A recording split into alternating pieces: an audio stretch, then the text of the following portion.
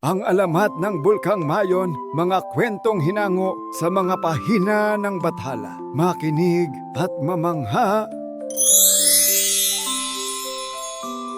Sa isang masaganang lupain sa Ibalon, na ngayoy tinatawag na Bicol, may isang pinuno na nagngangalang Raja Makusog. Siya ay minamahal ng kanyang mga nasasakupan. Dahil sa kanyang kabutihan at matalinong pamumuno, ang yaman ni Raja Makusog ay ang kanyang anak na si Daragang Magayon, na ang pangalan ay nangangahulugang magandang dalaga, at siya'y bantog sa kaharian sa kanyang kagandahan. Maraming dato at prinsipe mula sa iba't ibang lupain ang nanligaw kay Magayon. Isa rito si Pagtuga, isang makisig ngunit mayabang na pinuno ng kalapit na tribo. Laging may dalang mamahaling handog.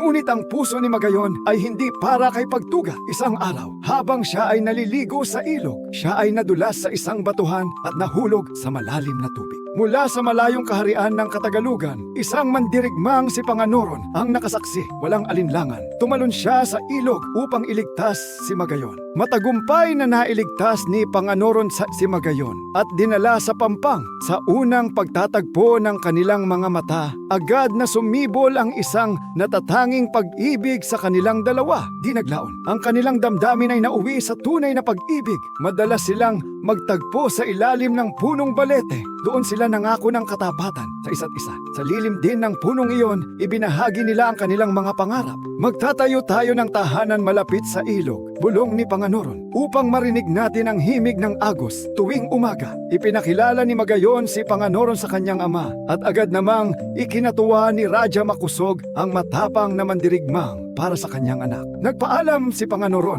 na uuwi muna sa kanyang tribo upang ipaalam ang kanilang kasal. Nangako siyang babalik agad kasama ang kanyang pamilya para sa formal na pamamanhikan. Nakarating ang balita tungkol sa pag-iibigan ni Magayon at Panganoron kay Pagtuga. Nagalit siya at nag-isip ng masamang paraan upang makuha si Magayon. Isang gabi, lihim na dinakip ni Pagtuga at ng kanyang mga tauhan si Raja Makusog habang ito ay namamasyal sa hardin. Ipinadala ni Pagtuga ang isang mensahe kay Magayon. Pakakasalan siya nito, kung hindi ay papatayin niya ang kanyang ama. Dahil sa pagmamahal sa ama, napilitang pumayag si Magayon kay Pagtuga at sinulatan si Panganoron na kalimutan na siya. Nabalitaan ni Panganoron ang pagkakabihag at nalalapit na kasal. Kaya't galit siyang nagtipo ng mga mandirigma. Walang tigil na nagmarcha si Panganoron at ang kanyang mga tauhan upang iligtas si Raja Makusog at bawiin si Magayon. Dumating si Panganoron sa araw ng kasal ni Magayon at Pagtuga at sumiklab ang labanan ng kanilang mga tribo. Buong tapang na nakipaglaban si Panganoron at pinabagsak ang mga tauhan ni Pagtuga. Sa wakas, nagkaharap ang dalawang pinuno sa gitna ng digmaan. Hindi para sa iyo si Magayon, sigaw ni Panganoron. Ang pag-ibig ay hindi sa pilitan. Nagtagumpay si Panganoron sa isang mabilis na kilos at napatay si Pagtuga sa isang sibat. Masayang tumakbo si Magayon papalapit kay Panganoron upang yakapin ito. Sa wakas, malaya na sila. Ngunit sa kanyang pagtakbo, isang ligaw na palaso mula sa isang natitirang tauhan ni Pagtuga ang tumama sa likod ni Magayon.